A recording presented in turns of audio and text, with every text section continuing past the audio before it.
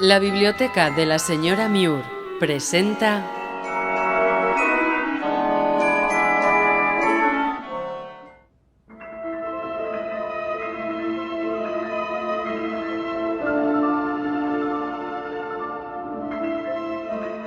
Bienvenidos, queridos amigos, a este rincón que es la Biblioteca de la Señora Muir. Hoy nos vamos a adentrar en territorios de leyenda, pero para ello vamos a recurrir a un personaje real, alguien que existió hace un tiempo aquí en Cantabria y que para nosotros, para los cántabros, es todo un símbolo. Pero para llegar a conocer un poco cómo este personaje, esta persona, este ser humano, se convirtió en leyenda, pues vamos a hacerlo a través de las páginas de un libro que os queremos recomendar. Yo estoy disfrutando muchísimo de su lectura, estoy aprendiendo mucho, porque como leyenda que es, en muchas ocasiones llega hasta nuestros oídos, nos han contado historias, pero se han quedado ahí en la superficie. Y a través de las páginas de este libro, que ahora mismo os voy a dar el título, vamos a conocer en profundidad lo que hay tras este ser humano que después, como digo, se convirtió en toda una leyenda. Me estoy refiriendo al hombre pez de Liérganes, y así se titula este libro, con el subtítulo de Una leyenda cántabra que no hace mucho tiempo ha sacado a la luz la editorial Librucos, y el autor de esta obra es Marín Sánchez González, que ya está con nosotros aquí en la Biblioteca de la Señora Muir. Bienvenido, Marín, ¿cómo estás? Hola, muy bien, muchas gracias. Bueno, pues el hombre pez de Liérganes, para muchos dentro y fuera de Cantabria, pues puede que sea un nombre reconocido, un nombre que les suene, quizá algunos lo conozcan en mayor profundidad, pero me gustaría, Marín, que nos hablases en primera instancia de qué significa este personaje para ti y por qué te decidiste a publicar este libro en donde nos ofreces un trabajo exhaustivo en el que profundizas en el origen de esta leyenda, nos muestras y además analizas la perspectiva de este personaje, pero a un nivel histórico, y también nos sitúas en el contexto geográfico, y de esta manera también nos ayudas a entender el cómo, el porqué de el hombre pez de Liérganes. ¿Qué simboliza para ti, Francisco de la Vega Casar? Bueno, hacéis unas preguntas un poco complicadas de responder, que voy a intentar responder parcialmente porque además has hecho varias a la vez. Uh-huh. ¿Por qué me decidí por Francisco de la Vega Casal, por el hombre pez de Liérganes? Bueno, yo creo que había una cierta injusticia y siempre se dice lo mismo, ¿no? Cubrir un hueco, rellenar Bueno, pues tal vez hay una parte de eso, ¿no? Hay una parte de ver, pues un personaje bastante distorsionado a lo largo del tiempo, pues por diversos motivos, ¿no? Como bien has dicho, Francisco de la Vega Casar es un personaje histórico, por eso es una leyenda, no estamos hablando de un cuento ni de un mito, estamos hablando de una leyenda, de un personaje real que se mueve en unos escenarios reales,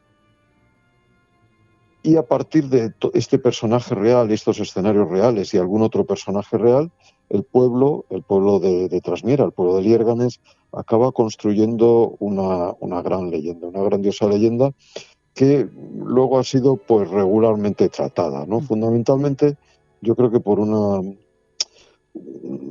equivocación, vamos a decir, popular en el concepto de leyenda, ¿no? Porque mucha gente, como el personaje real, intenta que también aquello que le rodea, los sucesos que le acontecen en la leyenda, pues sean reales. Y esto no es así, ¿no?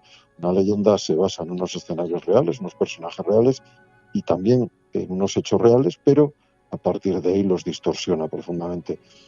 Y quizá es este tratamiento que te digo que uno ve, pues por ejemplo en el Centro de Interpretación del Hombre Pez de Liérganes, ¿no? Uh-huh. Lo que te lleva a decir, bueno, yo creo que es hora de hacerle justicia.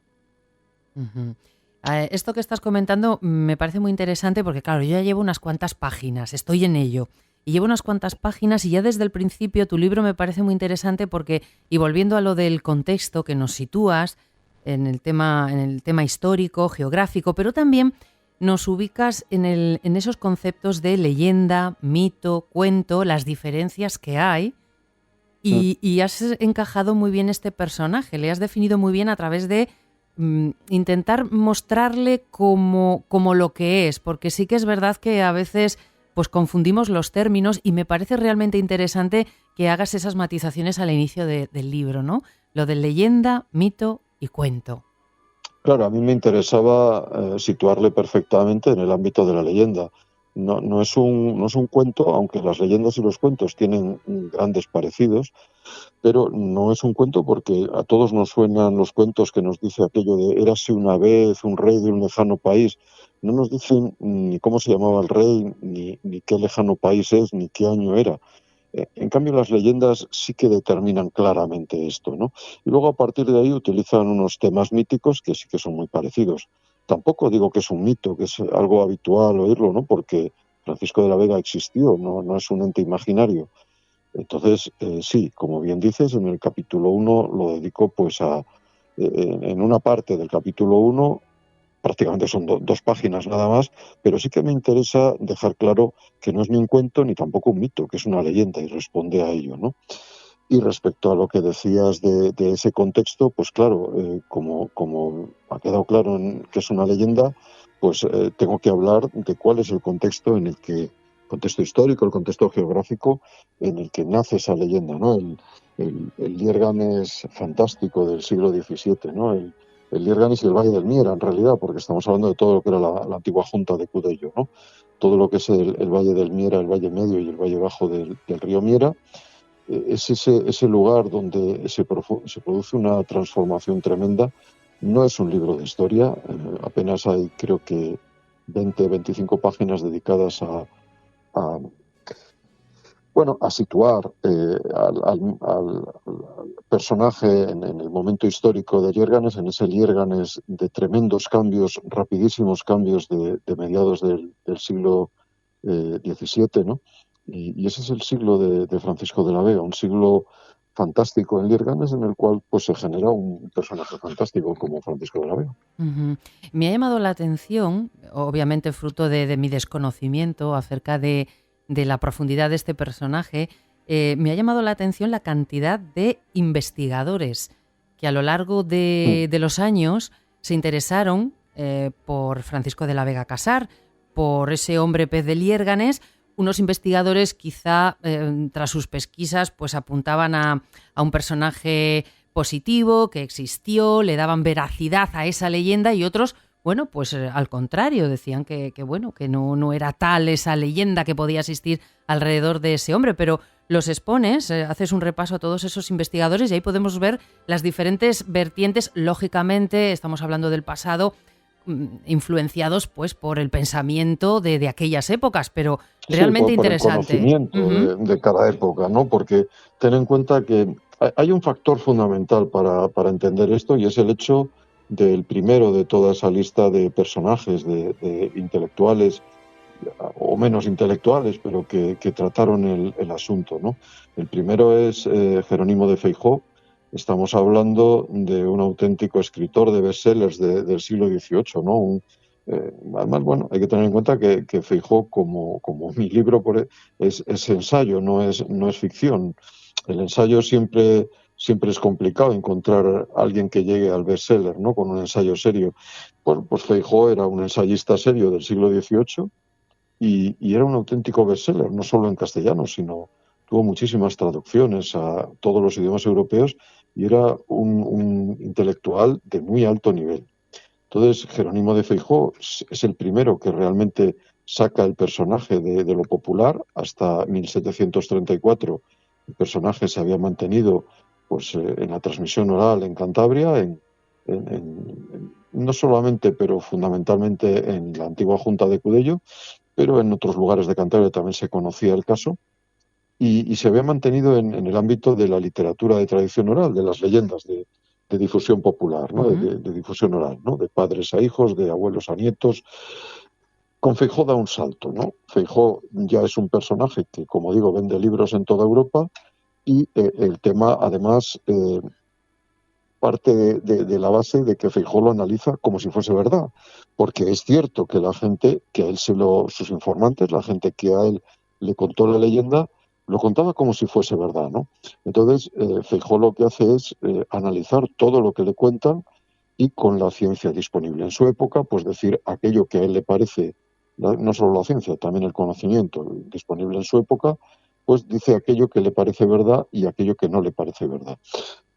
Feijóo, de esta manera, da carta de naturaleza real al mito, porque en realidad lo que está haciendo Feijóo es admitir parte de lo que le llega, de las informaciones que le llega, aquellas que él no podía rebatir porque no tenía conocimiento científico, no lo había en su época, como para rebatir.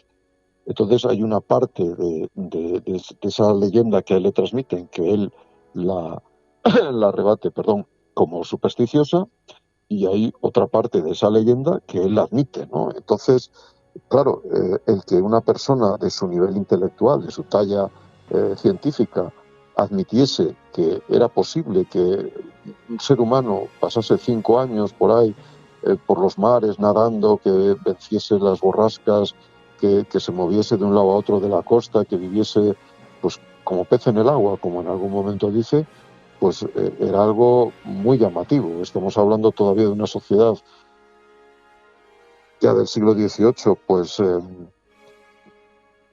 bueno, que empezaba ya a no creerse los viejos mitos que venían pues desde la antigüedad, y el hecho de que una persona como Feijóo admita en parte como cierto lo que le están transmitiendo, pues ha influido mucho, porque claro, otros muchos después, al hilo de si Feijóo hubiese rechazado, hubiese dicho todo esto es una patraña, es falso, es un invento, esto es una historieta de ignorantes, pero no fue así.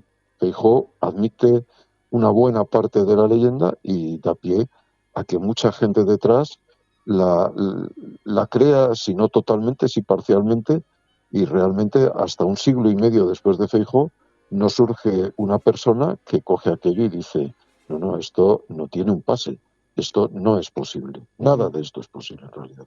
Ujú. Claro, con el pasar de los años llegan más conocimientos científicos y mentes que son quizá un poquito más críticas con esas creencias mágicas o supersticiones y ponen Sí, bueno, un punto ahí de ciencia, ¿no? O de lógica, quizá. claro, esa parte crítica de la que estás aludiendo es precisamente la que se adquiere con conocimientos científicos, ¿no? Feijóo, por ejemplo, por ponerte un ejemplo, que me acuerde ahora, Feijóo empieza a admitir que es posible que un ser humano respire en un medio líquido, ¿no? Feijóo desconoce, en su época se desconocía, se sabía que la respiración era imprescindible, que sin respiración a unos segundos sin poder respirar o unos minutos, dependiendo de los cuerpos, y nos asfixiábamos, nos moríamos, pero sin embargo no se sabía el motivo por el que la respiración era necesaria. Y entonces él llega, fuerza de alguna manera la ciencia disponible y llega a buscar argumentos para justificar. Y en concreto en este caso, él dice, bueno, los fetos en el vientre materno Ujú. están en un medio acuoso y sin embargo ahí sobreviven. Tal vez es posible que algún espíritu especial sea capaz de respirar en el agua. ¿Mm?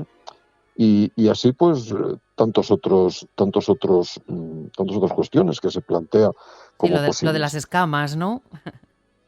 Claro, bueno, la aparición de escamas es un tema bueno, es muy conocida y Sí, fue desde el principio muy discutida. No queda claro que realmente fuesen escamas, sino piel escamosa. Bueno, hay que tener en cuenta, Patricia, que en la sociedad, como tú bien conoces, en las sociedades tradicionales, la línea que separaba lo real de lo maravilloso era realmente muy fina y se pasaba de un lado a otro con cierta ligereza, ¿no? ujú. Y realmente las gentes acababan creyendo cosas que, bueno, a nosotros nos parecen hoy claramente fantásticas, pero en su época, pues bueno, podría parecer cosas que actualmente por el conocimiento, la ciencia, los viajes nos parecen naturales, eh, pues a ellos les podía parecer igual de fantástica que lo que a nosotros actualmente nos parece como fantástico. Claro. O sea que no es extraño que la gente creyese en lo de las escamas, y luego a partir de ahí pues viene, porque efectivamente, como estábamos diciendo, un siglo y medio después de Feijóo, José María Herrán, el primero realmente que hace una crítica de arriba abajo a lo que es la realidad de los sucesos, pues era ya médico, analiza lo que le están proponiendo y claro, con la ciencia de su época, nada de aquello era asumible, nada de aquello podía ser creíble. José María Arranz, pues realmente pues, demuele ese edificio maravilloso que había sido creado por el pueblo durante pues, muchas décadas, ¿no? Y, y al final lo que hemos de tener en cuenta es que es una cuestión eminentemente de conocimiento científico. El que no conocía la ciencia, pues se acababa creyendo cosas maravillosas. Hasta no hace tanto tiempo, el origen de la lluvia, el origen de las tormentas, los rayos, pues estaba lleno de creencias maravillosas alrededor de ello. No nos puede extrañar nada que una piel escamosa, una piel, pues quizá enferma, de tiosis, de las enfermedades que se le atribuyen habitualmente, pues con ojos dispuestos a creer en maravillas, a creer en magia, en milagros, pues acabasen creyendo que no era una piel escamosa, sino que eran auténticas escamas de piel desarrolladas durante unos años viviendo en la mar. La verdad es que a pesar del transcurrir del tiempo y que efectivamente los conocimientos científicos que ha ido adquiriendo el ser humano pues han ido rebatiendo ciertas teorías acerca de este personaje, parece que no le ha restado atractivo, porque hasta nuestros días es un personaje que ha creado muchísimo interés, hay una gran leyenda, sobre todo en el pueblo de Liérganes, ya sabemos lo que representa, ¿no? Francisco de la Vega Casar. Y también el misterio, y tú también haces propuestas y contrastas datos, el misterio y la elucubración de lo que pudo ocurrirle a este muchacho, pues parte ya desde su infancia, ¿no? Desde el hecho de que si fue trasladado a Bilbao porque los padres le mandaron, que si cuando desapareció de X manera. A unos nos han contado que desapareció en un sitio, luego yo he descubierto a través de tu libro que, pues no, parece ser... o dicen, o no sé cómo decirlo yo, a su vez, que desapareció en Bilbao. En fin, que hay cierto, no sé si denominarla oscuridad, alrededor de la situación de él e incluso de su propia familia. Algún hermano también, bueno, pues que no se supo nada más de él, que fue en su busca, en fin, que a veces cuesta discernir la leyenda de la realidad, del personaje, del ser humano que vivió y sintió.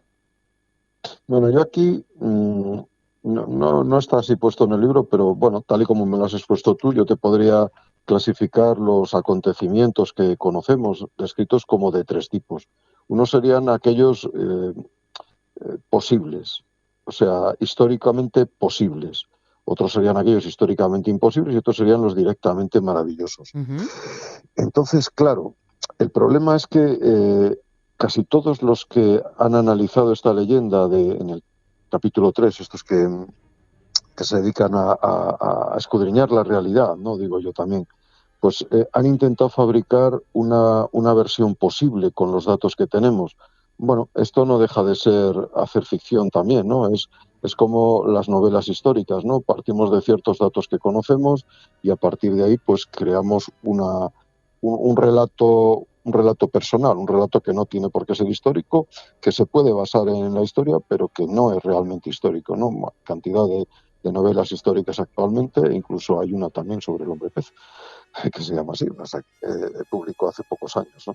Entonces, claro, hay algunos datos de estos que, bueno, yo los analizo también y, bueno, a mí particularmente me parecen bastante poco probables. Cierto es que no puedes decir que sean imposibles. No es imposible que los padres envíen a Francisco a Bilbao a aprender el oficio de carpintero. Sin embargo, yo creo que dejo bastante bien demostrado que había muchos aprendices de carpintería en Liérganes Uh-huh. y que no era razonable que una familia extremadamente pobre enviase un hijo a 100 kilómetros a aprender un oficio que podían aprender en Liérganes, ¿no? Cuando había muchos talleres de carpintería, estamos hablando de un polo industrial del siglo XVII, donde unos mecanismos de movimiento de las máquinas en las fábricas eran fundamentalmente construidos a base de madera. Por supuesto, aquello se deterioraba, con el uso se deterioraba muy rápidamente, necesitaba de una reposición continua. Tenía que haber en la fábrica auténticos manadas de carpinteros que te estaban continuamente conservando todos los mecanismos de los ingenios hidráulicos que movían las fábricas, ¿no? Había carpinteros, había escuelas de carpintería, seguro que había también de muebles y otros. También los había de cerrajería, de herrería. ¿Por qué motivo mandar a un hijo allí? Bueno, pues este es uno de esos casos que habitualmente se admiten como que es posible que hayan sucedido, pero la realidad es que es muy difícil que haya sucedido.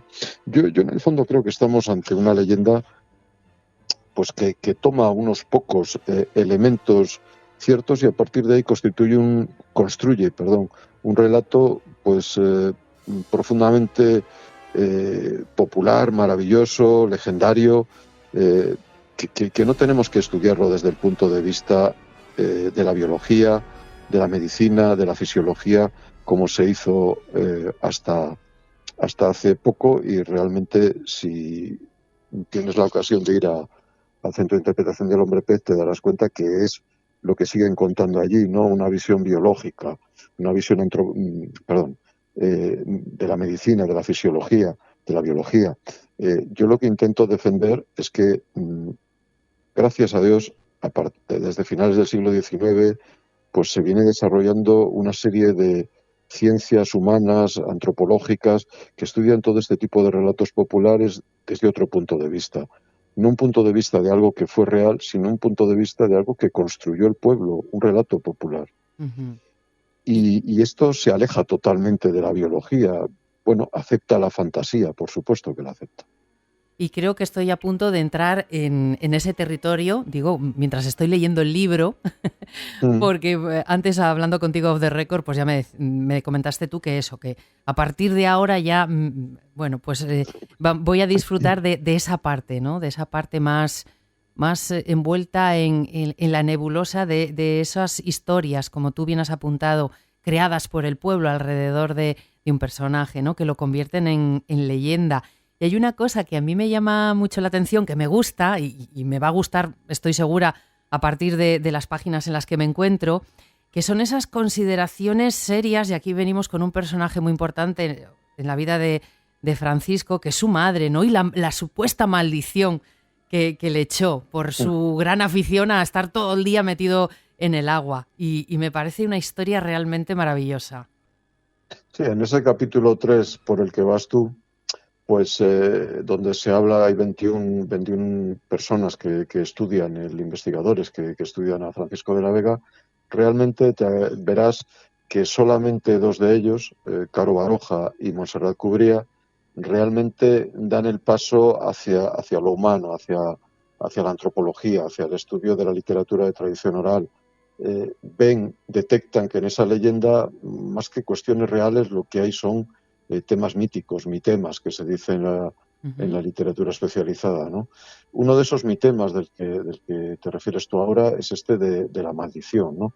Una maldición que lo vemos en muchísimas leyendas, lo vemos en muchísimos cuentos también, ¿no? Donde en un momento dado, pues alguien maldice a una persona y, bueno, a partir de ese momento esa persona sufre una serie de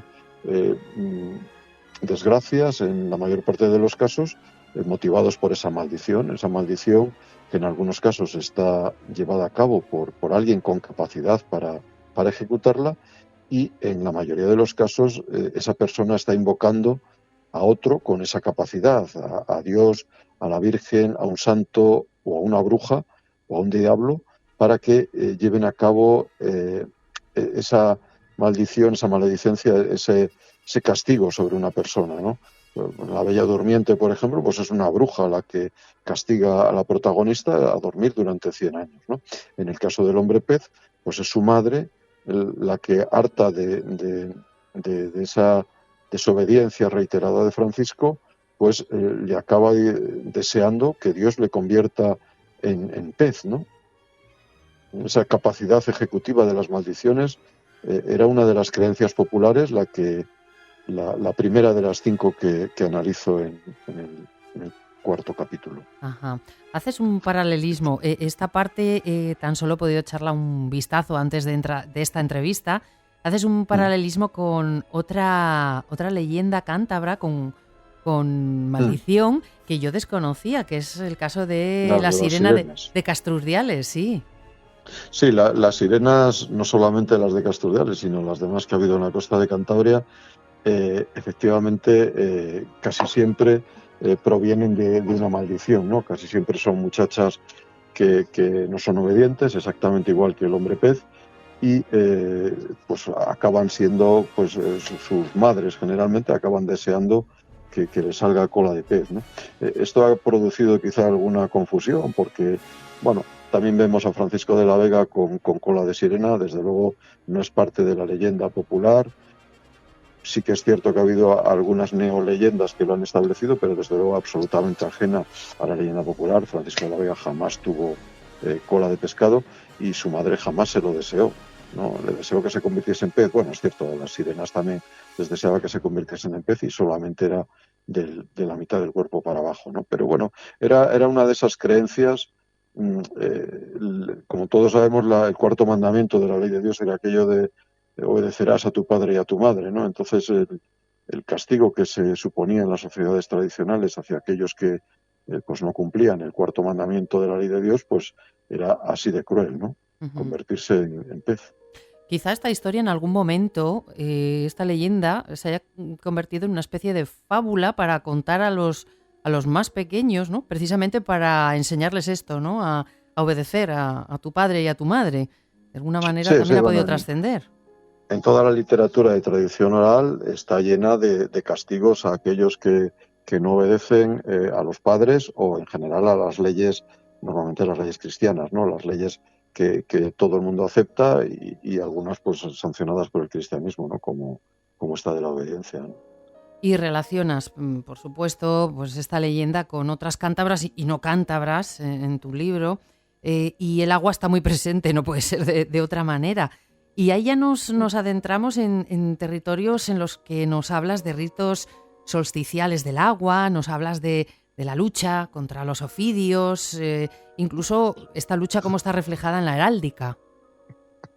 Bueno, lo primero es tener en cuenta que Francisco de la Vega desaparece misteriosamente durante la madrugada de la noche de San Juan, bañándose. Bueno, esto no podía ser casualidad. Entre 365 días que tiene el año, el que el pueblo de Liérganes haga que en la leyenda Francisco de la Vega desaparezca precisamente en esa noche no es casualidad.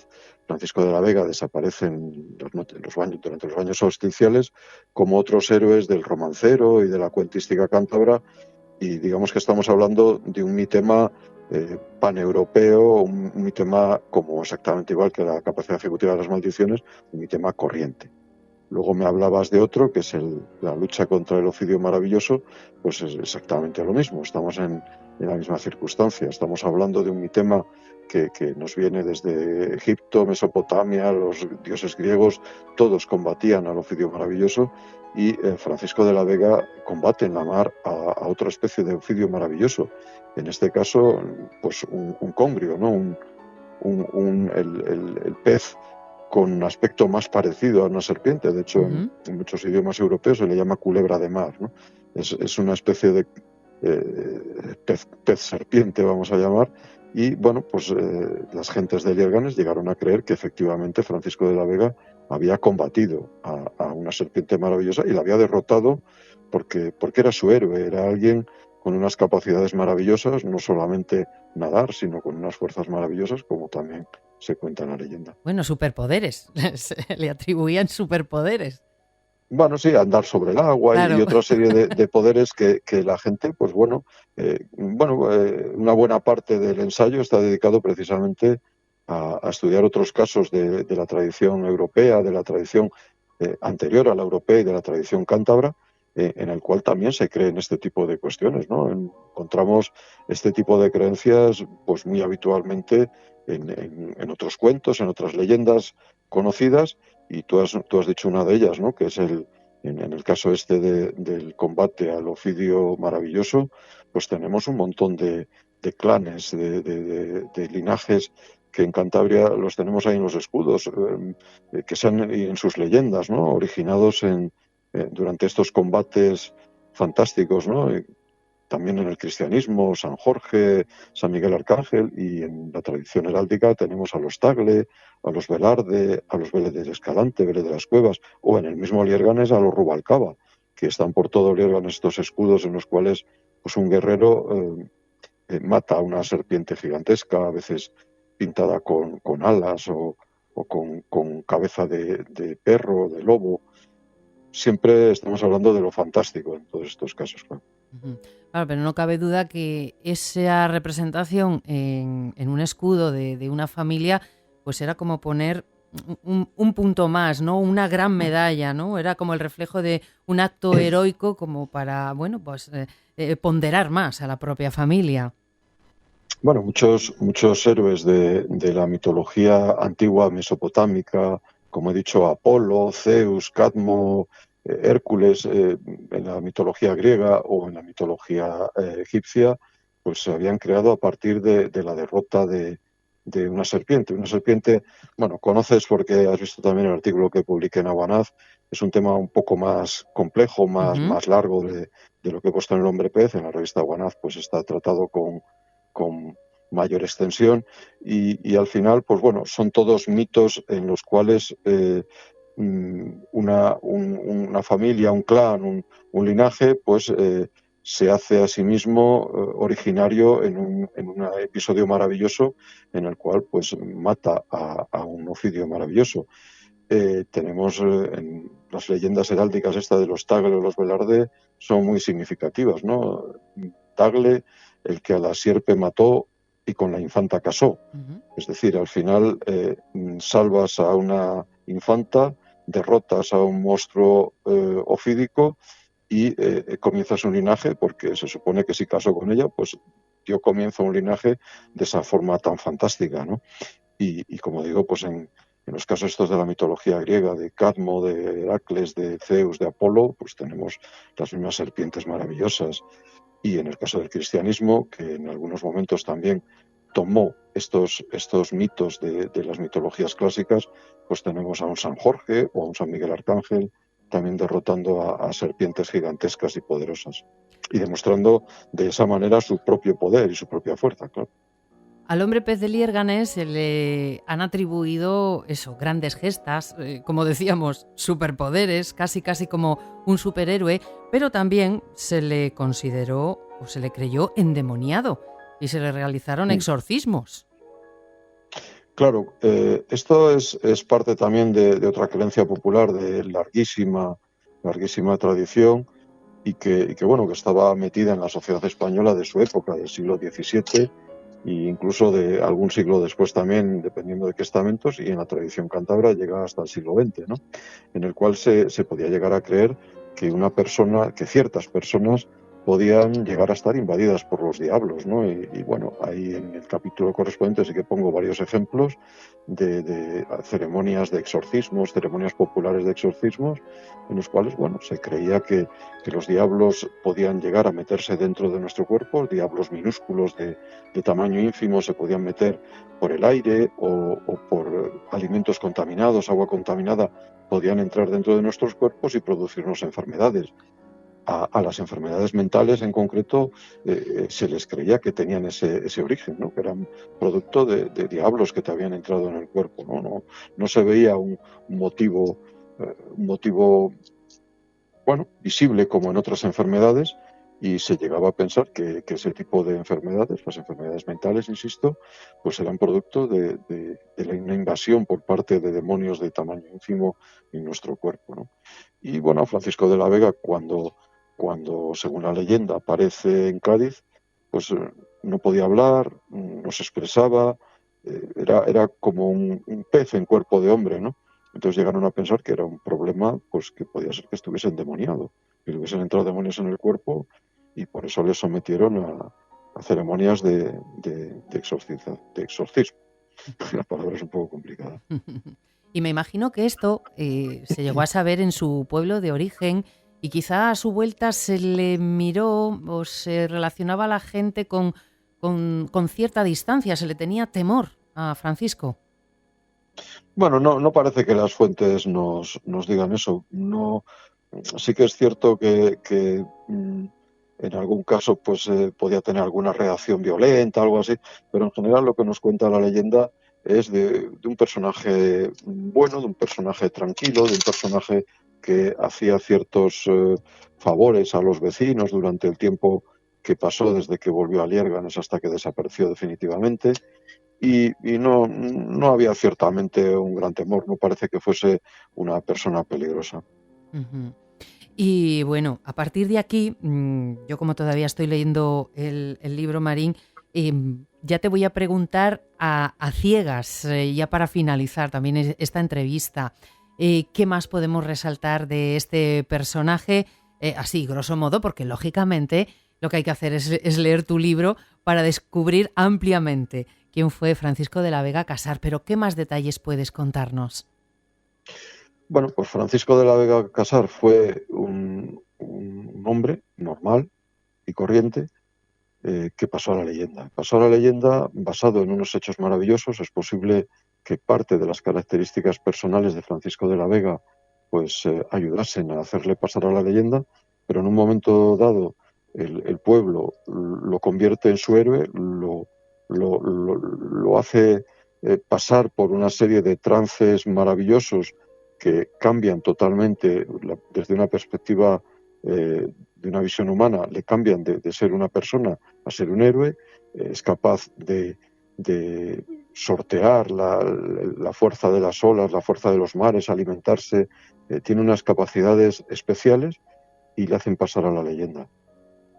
La gente cree que él que cambió su cuerpo, que cambió su fuerza, que era capaz de hacer cosas maravillosas, que era capaz de enfrentarse a monstruos, que era capaz de vencer al diablo y ya por último el pueblo realmente creía que Francisco de la Vega no había fallecido, sino que se había ido sencillamente, ¿no?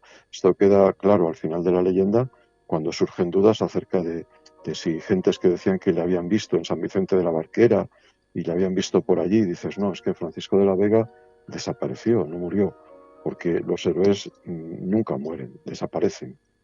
Ujú. De alguna manera, pues permanecen ahí, ¿no? En la memoria, en el imaginario colectivo y ya luego en las leyendas que posteriormente se vayan creando de él. Quizás se van sumando nuevos aspectos. No sé si la leyenda sigue creciendo en pleno siglo XXI, Marín. Bueno, yo creo, mira, Patricia, yo creo que creció durante muchas décadas a partir de su formación.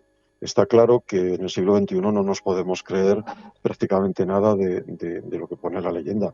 Sin embargo, sí que observamos toda una serie de mitemas, los que se analizan en el capítulo 4, como las maldiciones, el baño, exorcismos, todo esto, las metamorfosis, todo esto que estamos contando, son una serie de mitemas que están presentes en muchas otras leyendas y en muchos otros cuentos de la tradición indoeuropea. ¿De qué forma se han ido añadiendo a la leyenda del hombre pez? Pues es posible que el pueblo lo incorporase todas estas cuestiones a su biografía y su biografía pasase de lo real a lo imaginario, a lo fantástico, ayudado por las creencias de la gente. Y todo este tipo de mitemas que se fueron añadiendo a lo largo de los años, llegó un momento en el que probablemente a partir de ahí la creación ya no es popular.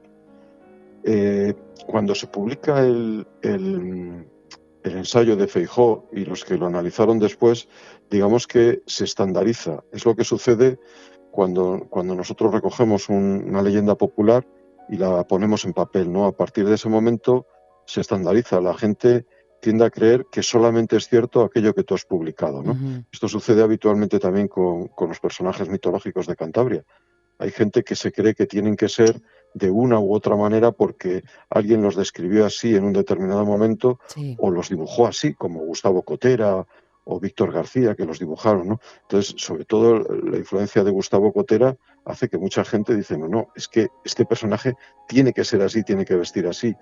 Y eso realmente no es correcto, porque Gustavo Cotera lo que hizo fue una genial interpretación de una de las descripciones que hay, o de alguna de las descripciones que hay de un determinado mito, pero hay otras muchas posibilidades y otras muchas descripciones populares y realmente es muy difícil saber cómo la gente se imaginaba a un determinado personaje. Exactamente lo mismo nos pasa con el hombre pez, con Francisco de la Vega. Francisco de la Vega, mientras permanece en lo popular, pues se van añadiendo mitemas ahí, van construyendo el relato popular. En el momento en el que se publica el relato culto, digamos, el relato erudito de Feijóo, a partir de ese momento ya no hay juego limpio en la transmisión, porque hay una versión escrita que encima las élites, aquellos que tienen acceso a una enseñanza más elevada, toman como cierta, hasta el extremo de que, por ejemplo, alguien que solamente ha leído lo que escribió Feijóo es capaz, en un momento, hay un capítulo que se pone dentro del libro, de negar lo que se dice en la leyenda popular, corregir, digamos, al relator popular, porque dice, no, esto no es así, porque Feijóo lo estableció de esta manera. A partir de todas las leyendas, todos los cuentos, a partir de ser recogidos y estandarizados, porque generalmente todos tienden a lo unívoco, a la versión única, pierden esa frescura. Realmente, bueno, es probable que sea la única manera de que se perpetúen, porque los cambios sociales tan profundos que ha habido, la falta de transmisión oral, pues harían que desapareciesen, y realmente la labor de recogida actualmente es una labor in extremis, porque la tradición oral sencillamente ha desaparecido. La gente se sienta delante del televisor, pero ya nadie se sienta a contar historias a los hijos o a los nietos. Pones el televisor y dejas que te lo cuente la televisión, ¿no? Entonces, hasta cierto momento de la historia, pues bueno, podemos entender que todas esas adiciones que se han producido a la leyenda del hombre pez son lícitas, son populares. A partir de un determinado momento, las adiciones que se producen están influidas por otras tradiciones, incluso por imaginaciones eruditas, ¿no?, que poco tienen que ver con lo popular. Por ejemplo, la adición de la cola de pez, ¿no? No tiene en absoluto nada que ver con lo popular, pero bueno, sí, se está difundiendo. Uh-huh.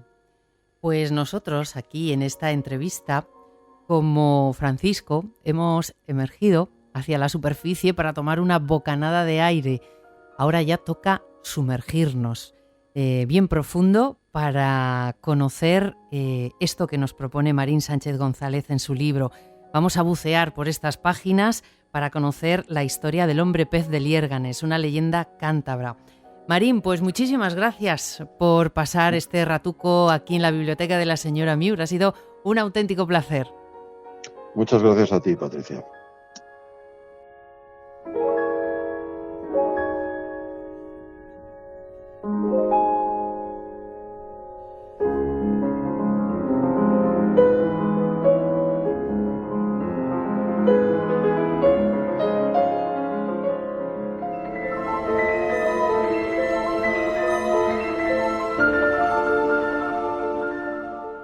En otras palabras, el desplazamiento del héroe, como sucede en los cuentos tradicionales indoeuropeos, es la espita que, al ser inesperadamente abierta, provoca que se desencadenen los acontecimientos fabulosos que constituyen el núcleo de la leyenda.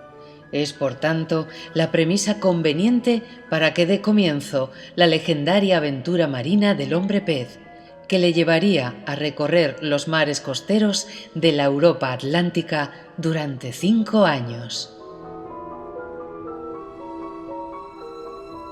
El hombre pez de Liérganes, una leyenda cántabra, de Marín Sánchez González, editado por Librucos.